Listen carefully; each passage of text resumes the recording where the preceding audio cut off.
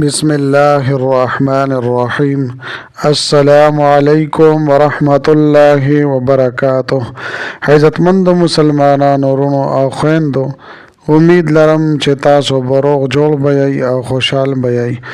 زما د الله رب العزت نه دا دعا ده، دا سوال دی چې تاسو چرته هم یئ، الله رب العزت مو همیشه د پاره روغ جوړ خوشحاله و آباد ساته، آمین.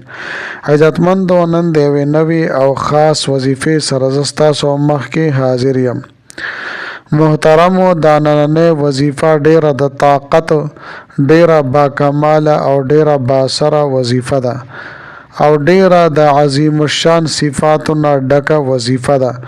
ډیر حیران کنه او ډیره خاص مجربه وظیفه ده چې د ستاسو جایز مقصد وي، څه حاجت وي، ان شاء الله تعالی دا حاجت به د الله جل شانه ضرور پوره کی. یا مشکل کې، تکلیف کې، غم کې، پریشانی کې راګیر یې، مصیبت کې راګیر یې، الله جل شانه به دغه مشکل، دغه پریشانی، دغه مصیبت، دغه غم او دغه درد به الله جل شانه ختم کی او د دینه به الله جل شانه تاسو ته نجات عطا فرما کی. زما عزتمندو، دا یو خاص عمل دی، یو مختصر وظیفه ده. ان شاء الله تعالی ژوند به مو الله جل شانه بدل کی.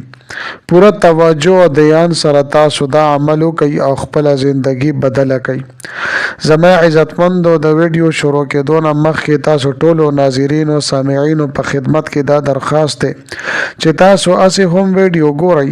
په اول ځل باندې مو زما د دې چینل وزټ کړی وي او دا چینل مو لا تر اوسه پورې سبسکرایب کړی نه وي، نو برای مهرباني دا چینل سبسکرایب کړئ. سبسکرایب سره خوا کې د ټلۍ والا نشان دی، دا تاسو کلیک کړئ او سلیکټ علی کړئ، د دې لپاره چې د هر راتلونکي ویډیو نوټیفیکیشن تاسو ته ملاویږي.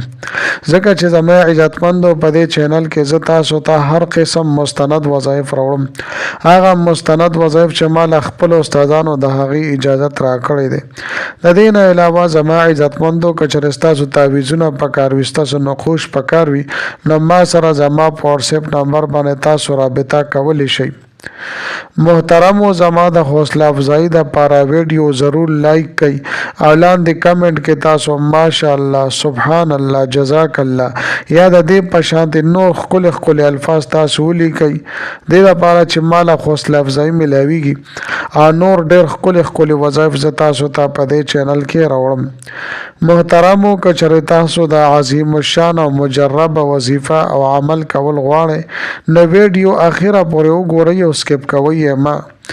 زما عزتمندو، که چېرې تاسو غواړئ چې د ستاسو هر یو کار بغیر د رکاوټ نه او بغیر د بندش نه سرته ورسي، یا څه مشکل او پریشانی پکې را نشي او تاسو ته د هر ظالم د ظلم نه نجات ملو شي، یا تاسو په قرضونو کې راګیر یئ او د غرونو عمره قرض دی در باندې او د هغې د وجې هر وخت په ټینشن کې، پریشانی کې مبتلا او غواړئ چې دا قرضونه دې ختم شي، د دې نه دې راته نجات ملو شي، یا مقدمه ده غواړئ چې په هغې کې دې راته کامیابي ملو شي، یعنی یو جایز مقدمه وي او ته په حقه باندې هم یې او غواړئ چې ماته دې په دې کې کامیابي ملو شي، یا د ستا په چا باندې څه پیسې دي او قرض دی او ته د هغه نه پیسې اخیستل غواړې، وصولول غواړې او هغه په هغې کې پیسو درکولو کې ټال مټول کوي او پیسې درته نه درکوي، نو دې دپاره هم ته دا خاص وظیفه او دا عمل کولی شي. یا د ستا یو جایز کار دی او چا سره دې څه کار دی، ته غواړې چې دې زما خبره ومني او زما دا کار وکړي، نو د دې لپاره هم زما عزتمندو تاسو دا وظیفه دا عمل کولی شئ.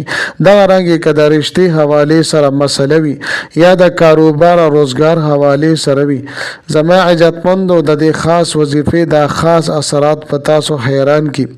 بس دا یو خبره یاد ساتئ چې کله هم تاسو وظیفه کوئ، نو پوره توجه دیان سره کوئ او د الله جل شانه په ذات باندې کامل برواسي او کامل توکل سره سره یو عمل کوي کامیابی به درته ضرور ملاويږي. اوس زما عزتمند او راځم وظیفې طرف ته. مکمل ترتیب او طریقې کار ز تاسو ته بیانوم. زما عزتمند د دې وظیفې د لپاره څه خاص ورځ مقرر نشته، بس چې په کومه ورځ ستاسو حاجت را پیښ شو، ستاسو سم مقصد وي او ضرورت وي، نو په هغه ټیم باندې په هغه ورځ باندې تاسو د وظیفه او د عمل کولی شئ. لہذا زما عزتمندو نه د دې لپاره څه خاص ورځ مقرر شته دی او نه د دې لپاره څه خاص ټیم مقرر شته دی چې کني ته به دا د مونځ نه پس کې یا به ماښام نه کې یا به سحر نه کې، بچ څه ټیم هم ستا ضرورت دی، مقصد دی، حاجت دی، نو دغه ټیم ته فوراً د وظیفه او د عمل کولی شي. طریقې کار زما عزتمندو دا دی چې د ټولو نه مخکې به اول تاسو صرف یو پیره درود شریف ووایئ. ښه دا ده چې درود ابراهیمي ووایئ. د دې نه پس به د الله جل شانه څلور صفتي نومونه دي: یا سبوح، یا قدوس، یا غفور، یا ودود. یا سبوح، یا قدوس، یا غفور، یا ودود. دا به تاسو 313 مرتبه 314 پیرې به تاسو ووایئ او په آخره کې بیا صرف یو پیره تاسو درود شریف ووایئ او بیا به د دعا د پاره لاس پورته کوي د خپل مقصد د پاره، د خپل مراد د پاره، د خپل پریشانی د ختمېدو د پاره، په خواهشات او مقاصدو کې د کامیابی د پاره، د خپل حق د حاصلولو د پاره به د الله جل شانه نه په جړا سره او په ګلګړه سره به دعاګانې وغواړئ. ان شاء الله تعالی حاجتونه به دې پوره کیږي او مشکلات به دې ختمیږي. دا داسې مجربه وظیفه ده زما عزتمندو چې چا هم کړې ده، الله جل شانه مشکلات ختم کړي دي او خپل مقاصد او حاجتونو کې الله جل شانه کامیاب کړي دي.